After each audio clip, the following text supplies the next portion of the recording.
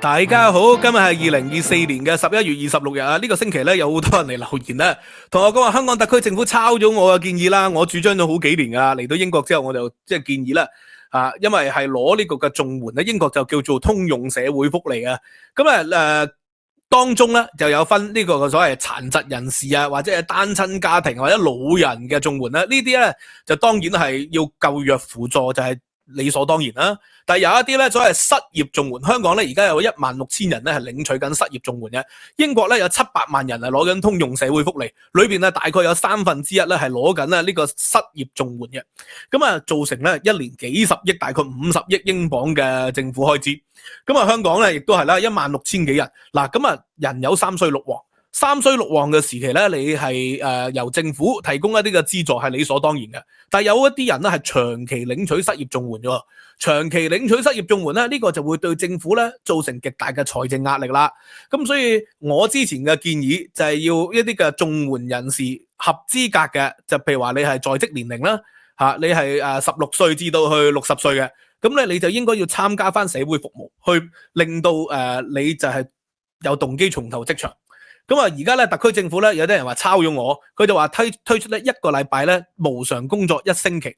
就無償工作一個鐘。咁呢個就絕對唔係抄我嘅，呢個絕對唔係抄我，因為點解咧？我主張咧，起碼1個星期要做15至20小時。呢個其實中國咧古代已有之噶啦，呢一種叫租庸調制度。租庸調制度嘅意思係咩咧？你耕田咧，你有農作物咧，你就用呢個農作物嚟交稅。你嘅職務嘅，你就用職務嚟交稅。你冇嘅，乜都冇嘅，你就勞動力就要用勞動力嚟交稅。當然唐代就複雜啲，好多人咧係3重徵稅嘅咁呢個就麻煩啲。咁呢個勞動力咧就譬如話冬天嘅時候你唔使耕田啦，你就要去幫政府修路啦、修橋啦，就係令到社會上每一個人咧都可以為政府咧係貢獻嘅，可以盡力嘅。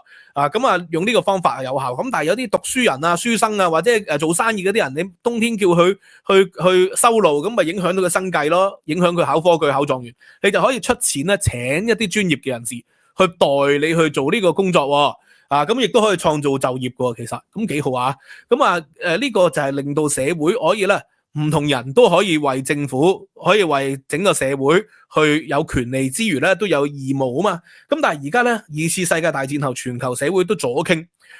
最大嘅問題係咩？佢係針對咗有錢人同中產階級，令到咧有錢人同中產階級就負擔最多嘅稅，但係咧佢哋就基本上享有唔到咩福利咁可能教育同醫療都有嘅，但係中產階級同有錢人可能就用私人醫療或者私人教育啦。咁所以佢哋付出咗最多，但係咧收穫係最少喎。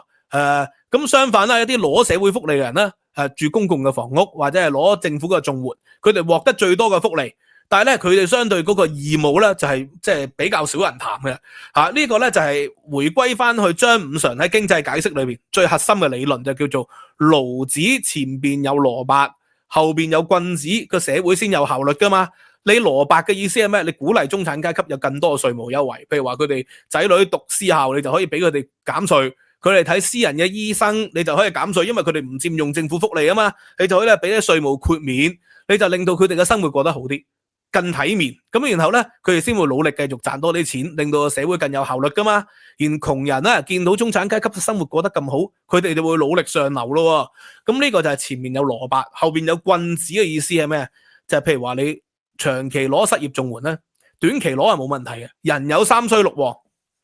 譬如話8個月、10個月嘅失業綜援，咁應該係無條件嘅因為有時你失咗業，你真係一時之間企唔翻起身，振作唔到，你要透過社會嘅資助，救急扶危去應急，咁呢個係人之常情。咁但係有啲人係長期攞1年、2年、3年喎，甚至乎攞一世喎，咁點咧？政府就應該用後邊有棍子嘅方法，令到佢咧去驅趕翻佢，唔係打佢驅趕翻佢咧去職場度。就譬如話每個星期有15至20小時無償工作，呢個無償工作好重要呢個無償工作咧就係令到佢覺得喂，佢又付出咗努力，但係又獲得唔到應有嘅回報，佢不如重投職場啦。咁當然啦，可以豁免嘅，譬如話香港有所謂嘅建造業訓練局或者僱員再培訓局就可以透過咧建造業訓練或者僱員再培訓，然後咪去豁免翻呢個15小時、20小時咯。咁就可以用呢個方法噶嘛。如果佢願意去揾工，佢參加再培訓嘅，通常再培訓機構都有配對工作噶，咁佢咪可以豁免咯。否則嘅話咧就要做15至20小時嘅社會工作啦。咁社會工作可以做啲乜嘢啊？咁有啲即係左派嗰啲人士就話，佢連搭車都冇啊，錢啊，仲要叫佢社會工作。咁當然唔係咁樣啦，你就而家可以用 AI， 可以用大數據，就係寫翻一啲 program， 就分配翻佢去附近噶嘛。就譬如話佢住深水埗，咁你咪去深水埗做社會服務咯，係咪？可以幫啲獨居長者清潔佢哋屋企，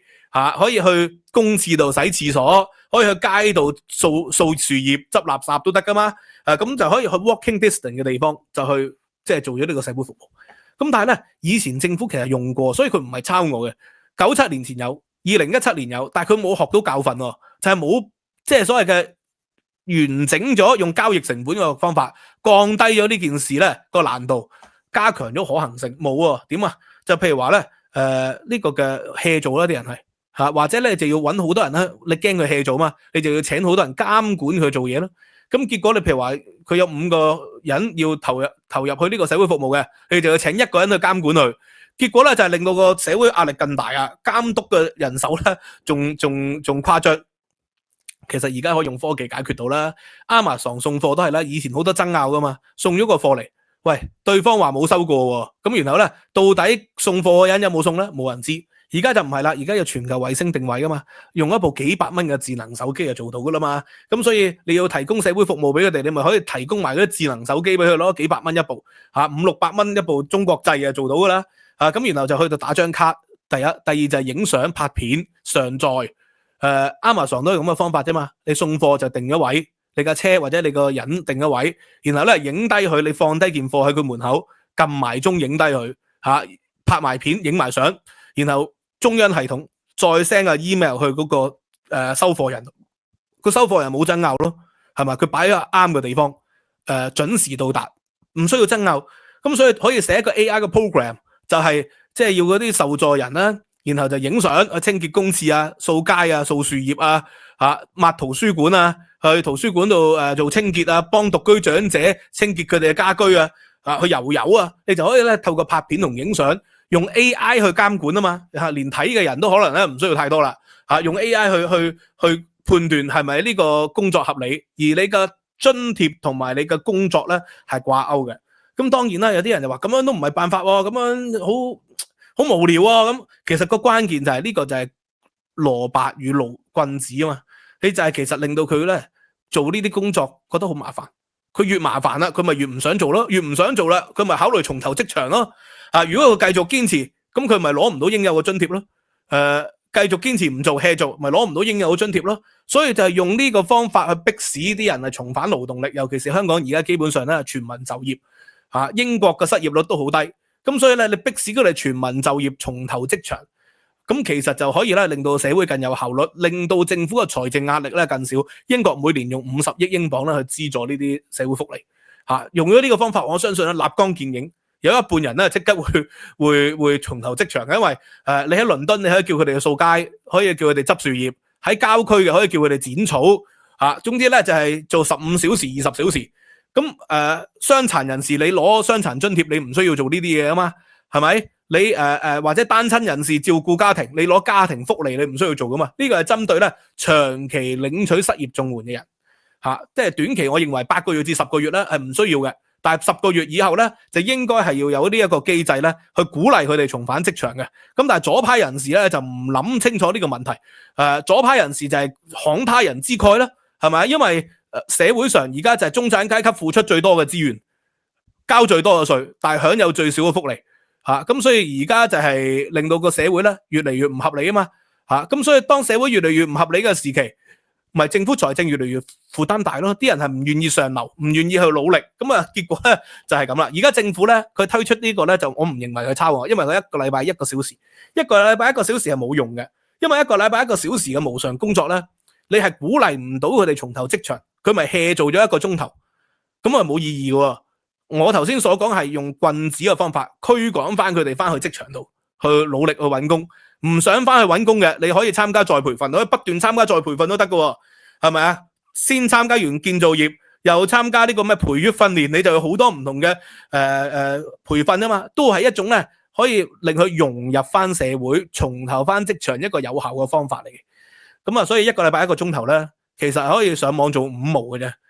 就係而家政府一個禮拜1個鐘頭呢個建議就係佢哋可以用手機啦，係咪啊？就係說好香港故事啦，講好香港聲音，介紹下國安法之後香港嘅新環境、新形勢係如何形勢大好嘅，最多可以如此，就冇辦法可以咧逼使啲人從頭職場嘅。所以我唔認同佢係抄我噶，我唔係成功爭取啊。如果係佢真係參考咗我嘅話咧，佢可能都係未 join Patreon 嘅 VIP 會員。冇睇我嘅文字版同埋參考資料，因為呢啲建議我已經講咗2年3年噶。如果佢參加咗，咁應該就唔會咁樣嘅。咁希望佢哋可以參加，考慮參加啦。其實呢個咧同我建議咧英國嘅難民制度一樣嘅，因為而家英國每年用42億英鎊去資助難民，咁但係咧資助難民咧造成極大嘅財政負擔。而家係點樣做咧？你首先搭嗰啲船喺法國喺比利時坐嗰啲船嚟到英國。咁然後咧，佢哋政府咧就接獲咗你之後咧，就要提供一個難民身份俾你哋，然後咧就係要安排難民酒店同埋食宿各方面嘅生活基本開支俾你。咁呢個壓力好大，因為咧難民酒店咧都唔平噶，你租嗰啲 Holiday Inn 啊，嗰啲住都唔平嘅，都要幾百蚊港紙一晚啊，係咪啊？咁所以咧，你又用大量嘅社會資源咧去安置難民。我之前嘅建議咧就建議搞難民島嘅。因為喺蘇格蘭北部咧，其實有好多大型嘅島嶼，呢啲島嶼咧有淡水、有農田、有土地，亦都可以咧養殖魚，呢個養殖禽畜，同埋可以養魚、養生蠔，可以有大量呢啲天然資源可以利用嘅。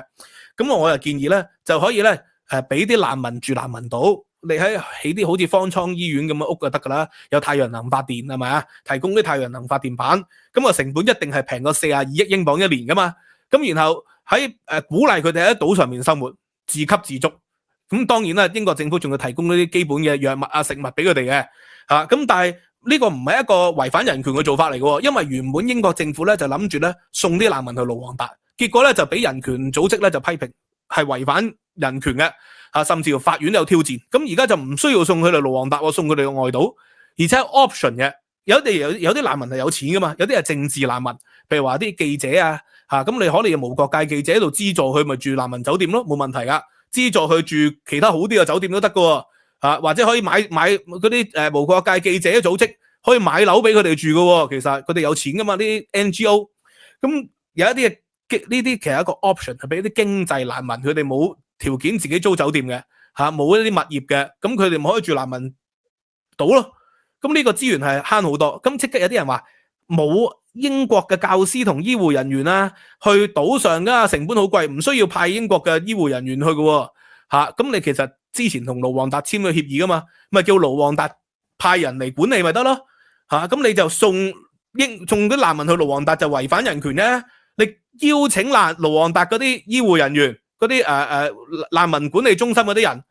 咁入去英國咧，再派少量嘅人入去監督佢哋。咁就基本上可以解決到噶啦嘛。咁裏邊又有學校啦，又有醫護人員啦，甚至乎每人咧可以一部平板嘅電腦，好平嘅啫嘛，幾百蚊就有一部啦。而家佢哋就可以上課咯，可以咧喺英國咧有一啲義工，就譬如話頭先講啦，綜援受助人可以配對佢哋同啲難民1個小時傾偈2-3個小時，一個禮拜傾偈2-3個小時學英文啦。亦都可以用呢啲咁嘅方法，可以等佢哋審批難民程序嘅時期，就係獲得一啲良好嘅待遇啊嘛。咁當然啦，呢個待遇梗係唔夠而家難民酒店好啦。而家難民酒店住 Holiday Inn 又可能又有 buffet 食，又有成，係咪啊？咁但係就係透過呢個嘅蘿蔔同棍子嘅方法，鼓勵一啲嘅難民，佢哋留翻喺本國。因為嗰啲難民咧，正如我頭先講或者之前所講過，佢哋係經歐洲嚟嘅。佢哋去到歐洲已經可以申請難民資格，但係偏偏就要經歐洲、經比利時或者法國嘅海路進入英國，其實就係想獲得更好嘅待遇啊嘛。因為英國嘅揾工可能個收入比起嗰啲地方高啊嘛，所以佢哋係經濟難民嚟嘅。你就提高咗個門檻，減少經濟難民。咁政治難民咧，咁當然就係有其他嘅機構可以提供協助啦嘛。無國界記者可以協助係嘛？國際難民組織又可以協助呢個嘅唔同嘅政治人士就有呢個嘅無國界嘅組織亦都可以協助。咁所以呢個係主要針對經濟難民咧嘅做法，提高咗門檻，減少佢哋咧從海路進入。喂，一年42億英鎊，我相信用呢個方法4億英鎊就可以解決到啦。咁但係當然啦，左派就唔同意嘅，左派咧就慷他人之慨啊嘛，所以同時間咧就可以鼓勵咧啲工黨啊、嗰啲議員啊或者嗰啲支持者咧屋企每人接收一家嘅難民，咁啊因為佢哋接收一家嘅難民咧，佢哋就可以咧即係新鮮事出咁證明佢哋唔係慷社會之慨、慷他人之慨啊嘛，用咁嘅方法。不過話說回來咧，喺香港咧，因為香港過去嗰40-50年嘅政府收入主要係依賴賣地，就係高地價政策。咁咧而家香港冇人賣地啦，地產商唔投地，咁而家有10幾萬嘅存貨喺度，咁賣唔出，咁所以香港嘅庫房咧只能夠給香港10幾個月嘅政府開支。咁點搞咧？咁所以咧，政府一定要緊縮開支嘅，大量減公務員嘅人工啦，精簡公務員嘅人手減立法會，反正立法會都係投票，都係舉手嘅啫，講啲嘢都係言不及義嘅，係嘛？立法會議員人工可能係應該3折出糧，係嘛？呢個司局級嘅官員亦都係3折出糧。更實際嘅就係咧，即係佢最後咧唔夠錢，佢就會開徵新稅。但係當一開徵新稅咧，就會削弱到香港嘅競爭力，啲企業就會搬去新加坡啊，搬去其他地方。咁所以香港而家兩難啦，夏寶龍同李家超係咁鼓勵啲地產商投地啦，你唔投地唔得噶。以前咧就好想壓抑樓價，而家樓價跌咗啦，我都話啦，樓價跌係葉公好龍啊！有網友指正我應該係讀聶公好龍，我以前中學老師係教聶公嘅，個葉公個葉字應該係讀聶嘅，咁但係我覺得分別都唔大，但係讀聶公可能正經啲啦，正音啲啦。咁聶公好龍，當佢嚟嘅時候你就驚嘅，而家樓價跌咧，你就驚噶啦，因為樓價一跌咧，社會消費又緊縮，然後咧政府開支就不足，前景就茫茫，咁更加冇人投資，咁所以實施咩每人有屋住嗰啲咧，都係講嘅啫。其實即係我覺得除咗綜援人士之外咧，公屋居民咧應該都要每個月做翻2個小時社會服務嘅，因為公屋咧係受助人嚟嘅，社會資源嚟嘅。我以前都係住公屋大，咁享受咗好長時間嘅社會資源，佢用低嘅租金去租，其實係唔公平嘅，對社會上其他人係唔公平。其他人咧就要用高昂嘅租金，要買樓，營營役役。咁但係咧公屋受助人咧就即係用好低嘅價錢，所以我認為咧每戶公屋咧每個星期可以做2個小時社會服務，其實就做翻嗰棟大廈得噶啦嘛，陪下啲老人家去覆診啊，或者係即係清潔啊，幫老人家抌垃圾啊，就可以做呢啲咁嘅工作或者係同啲細路仔喺嗰啲小童群益會度補習啊、打波啊，用唔同嘅方法，每個禮拜2個小時每戶，我覺得唔過分啦。咁但係好似唐代咁啦，或者明代咁啦，咁唔係個個得，有啲人要揾食啊，一個禮拜2個小時點啊，就可以用最低工資去替代翻咯。係咪30幾蚊、40蚊80蚊一個星期就可以替代翻，咁可以創造咗社會效益喎。咁政府亦都可以咧攞個80蚊去請翻其他人，然後去幫你去陪老人家覆診，請啲專業啲嘅啦，陪診員係咪啊？咁呢個方法我認為有效，一係有力就出力，冇力咧就出錢，就用咁嘅方法。咁你要揾食啊嘛，咁你咪啱咯，用咗揾食嘅錢就去請人去陪老人家覆診，去幫老人家清潔屋企。我認為咁樣做咧，係個社會更加公平，棍子同蘿蔔並用。而家社會咧就越嚟越左傾，就傾向打擊中產階級，令到社會窮咗，咧就冇蘿蔔喺前邊，又冇棍子喺後邊，窮人階級壯大，有錢人越嚟越細 ，M 型社會。歐洲社會就係咁樣嘅，福利化啊嘛。但係咧英國唔同歐洲，荷蘭啊、丹麥啊嗰啲地方，嗰啲地方有天然資源分分鐘咧有深海嘅石油又有天然氣。然後咧得幾百萬人口，又有大量嘅農田。英國唔同6000幾萬人口，唔能夠係咁慷他人之慨嘅。所以咧歐洲可以做到高福利，英國做唔到就係咁解。Anyway， 今日就講到呢度啦，希望大家喜歡啦。都係嗰句啦，如果政府官員咧 like、subscribe、share 可以加入 Patreon， 都係15蚊一個月啫。咁啲高薪厚職嗰啲冇問題嘅，我唔認為佢抄我亦都唔係我成功爭取，因為我講呢啲嘢係常識嚟。有啲人就話我用咗亞洲嘅思維去評論英國嘅社會政治，呢個就唔係亞洲思維，呢啲係 Adam Smith 海耶克，係英國偉大嘅政治經濟學傳統嚟。只不過咧近呢幾十年俾左派咧就騎劫咗，我只係重新翻英國光輝偉大嘅經濟思想傳統啫。今日講到呢度，希望大家 like、subscribe、share，拜拜。